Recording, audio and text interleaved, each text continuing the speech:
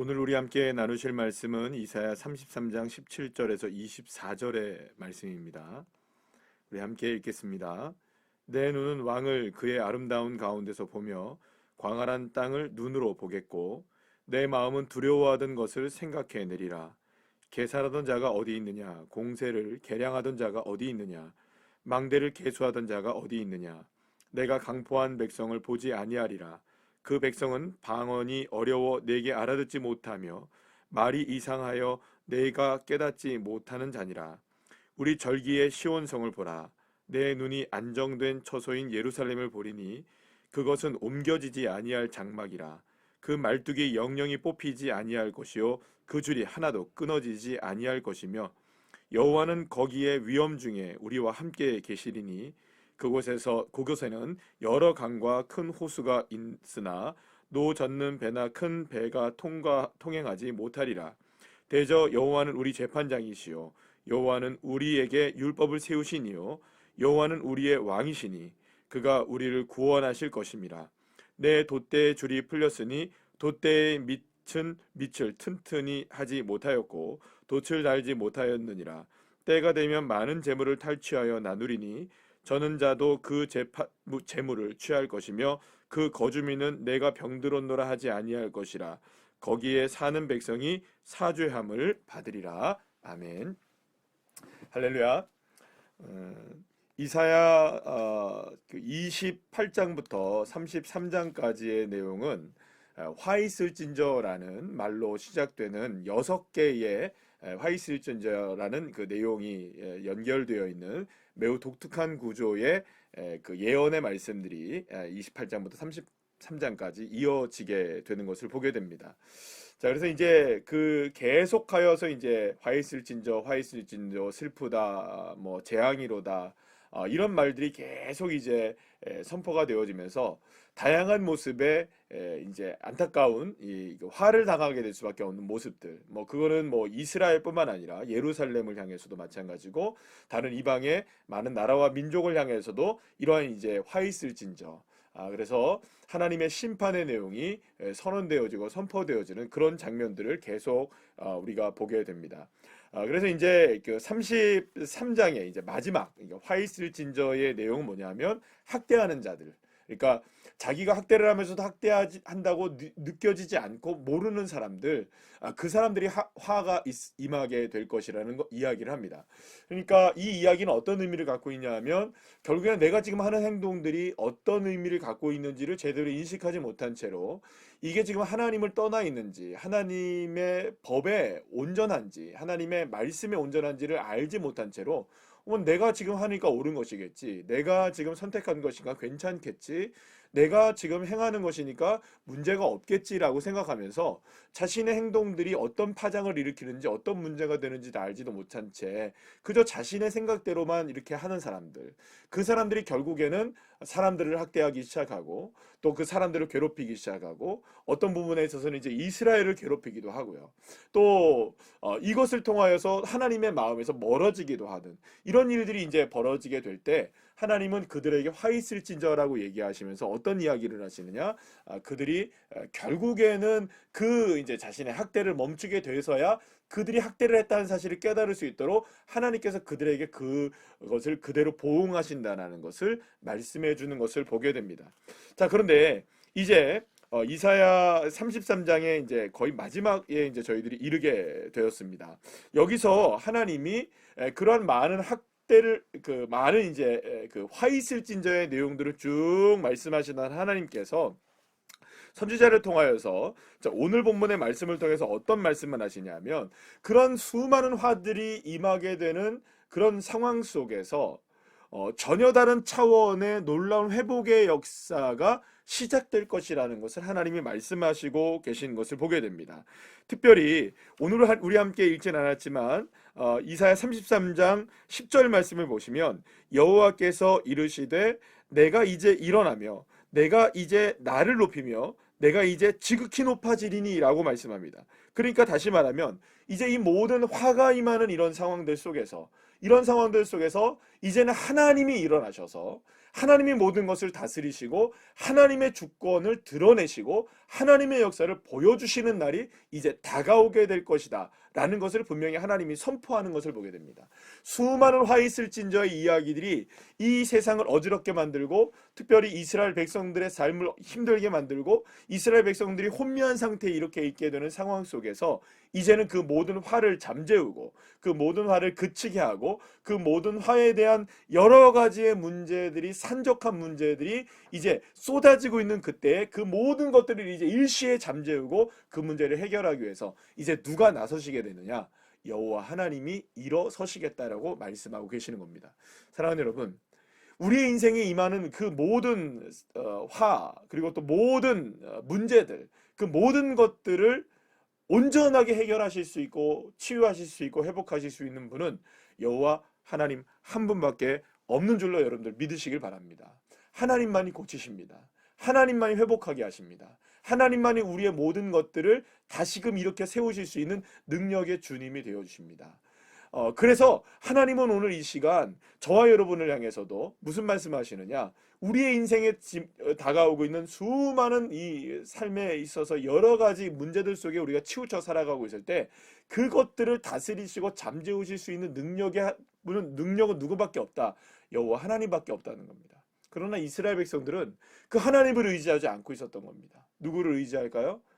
애굽을 의지하고 또 뭐 이것을 의지하고 저것을 의지하고 세상의 방법들을 의지하고 그러니까 계속해서 그들은 화 있을진저라고 말하는 그것들을 의지하고 살아가는 겁니다. 아니 그거를 의지하면 화가 있는데 그것을 의지하면 재앙인데 그것을 계속해서 의지하고 있는 모습을 이스라엘 백성들을 보여주고 있는 것이죠.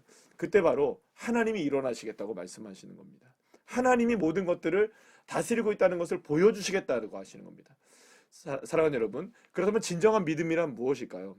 비록 우리의 삶에 수많은 화들이 있고 또 때로는 여러 가지 모습들로 우리의 삶을 어렵게 만드는 일이 있다 할지라도 그 모든 것들 속에서도 우리가 의지할 수 있는 건 아무것도 없다는 겁니다. 우리가 의지할 수 있는 그 모든 것들은 사실은 뭐의 대상인 겁니까? 화 있을진저의 대상일 수밖에 없는 겁니다. 그게 아무리 견고해 보인다 할지라도 그게 아무리 옳아 보인다 할지라도 그게 아무리 우리의 모든 것들을 보장하는 것처럼 여겨진다 할지라도 사랑하는 여러분 그 모든 것들은 어떤 것들도 저와 여러분의 더 화를 임하게 하면 임하게 하는 것이지 그것이 화를 우리가 없앨 수 있는 방법이나 길이 될 수 없다는 겁니다. 유일한 길은 누구일까요? 우리를 구원하실 분, 우리를 견고하게 세우실 분, 그분은 바로 여호와 하나님 저와 여러분의 주님이신 줄로 믿으시길 바랍니다.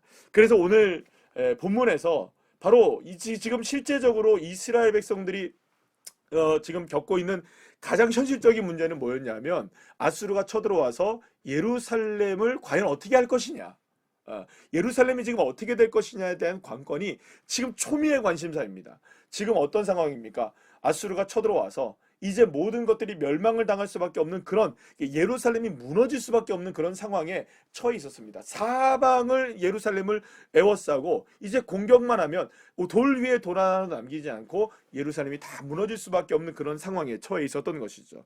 자, 그런데 오늘 20절 말씀에 여러분들 보시면 하나님이 어떻게 말씀하시냐면 우리 절기의 시온성을 보라 내 눈이 안정된 처소인 예루살렘을 보리니 그것은 옮겨지지 아니할 장막이라 그 말뚝이 영영이 뽑히지 아니할 것이요 그 줄이 하나도 끊어지지 아니할 것이며 라고 말씀합니다. 사랑하는 여러분 하나님은 지금 뭐라고 말씀하시느냐 세상 사람들이 지금 보는 것과는 다른 눈으로 보고 계시다는 겁니다.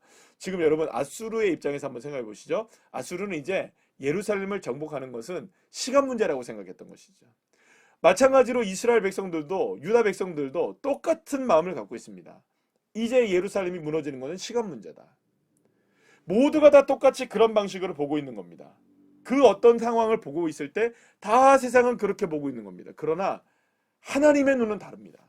어떻게 보십니까? 하나님의 눈은 안정된 처소로 보인다는 겁니다. 옮겨지지 않은 처소로 보인다는 겁니다. 영영이 뽑히지 않은 말뚝으로 보인다는 겁니다. 옮겨지지 않은 장막으로 보이고 영영이 뽑히지 않은 말뚝으로 보이고 안정된 초소가 바로 예루살렘이라는 거예요. 세상은 들끓고 있고 소동이 일어나고 있고 수많은 사람들이 예루살렘은 무너진다, 예루살렘은 무너진다, 예루살렘은 무너질 수밖에 없다라고 외치고 있던 그 순간에 하나님의 눈은 어떻게 보고 계시느냐? 아니, 이 장막은 옮겨지지 않아. 이 장막은 요동되지 않아. 이 장막은 뽑히지 않아. 이 장막은 안정된 처소가 될 거야. 사랑하는 여러분, 하나님이 이 모든 화 중에, 많은 재앙 중에 오직 유일하게 하나님만이 그 모든 것들을 잠재울 수 있는 능력의 하나님이신 줄로 믿으시길 바랍니다. 그러면 이 일이 어떻게 가능한가? 이 일이 어떻게 가능한지 오늘 보면 21절 말씀에 여러분들 보시겠습니까? 여호와는 거기에 위험 중에 우리와 함께 계시리니. 할렐루야. 하나님이 요동치 않게 하시고 뽑히지 않게 하시고 옮겨지지 않게 하시는 이 모든 일들, 다른 세상 사람들이 보고 모든 권력들이 보고 모든 힘들이 다 봤을 때 여기는 망한다, 여기는 안 된다, 여기는 다 힘들다라고 얘기할 때 하나님은 아니야, 괜찮아. 하나님은 말씀하십니다. 문제가 없어. 옮겨지지 않을 거야. 그렇게 말씀하실 수 있는 이유가 뭐냐? 그것에 여호와 하나님이 함께 하시기 때문입니다. 사랑하는 여러분, 그렇다면 여러분들 우리의 삶을 돌아보시죠. 저와 여러분의 삶도 때로는 이렇게 예루살렘이 포위된 것과 같은 그런 절체절명의 상황 속에서 우리가 던져져 있을 때가 있습니다. 그러면 신앙이란 뭘까요? 믿음이란 뭘까요? 우리가 왜 예수님을 믿나요? 우리가 왜 하나님을 믿나요? 그런 상황 속에서도, 그 순간 속에서도 우리와 함께 하시는 분이 누구시냐? 여호와 하나님이신 겁니다.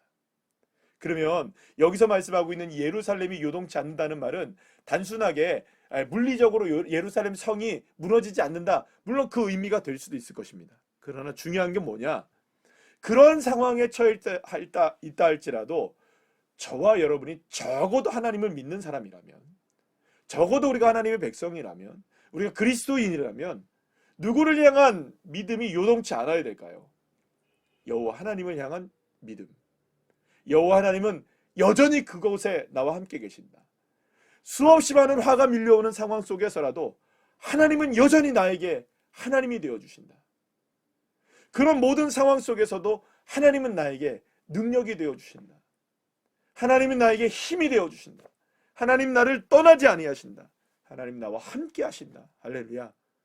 이 믿음이, 요동치 않는 믿음이 우리에게 있을 때 하나님도 요동치 아니하시고 우리에게 여호와 하나님이 함께 하심으로 하나님의 역사를 허락해 주시는 겁니다. 사랑하는 여러분, 수많은 화들이 우리에게 몰려온다 할지라도 두려워하지 마십시오. 세상의 그 모든 것들이 우리에게 우겨쌈을 당한다 할지라도 놀라지 마십시오. 그 순간에도 하나님은 살아계시고 역사하시고 나와 함께 하셔서 그 믿음을 가지고 요동치 아니하는 그 사람을 하나님도 요동치 아니하게 하시는 놀라운 축복으로 다시금 일어나시는 하나님의 역사를 경험하게 하시는 놀라운 은혜를 베풀어 주실 줄 믿습니다.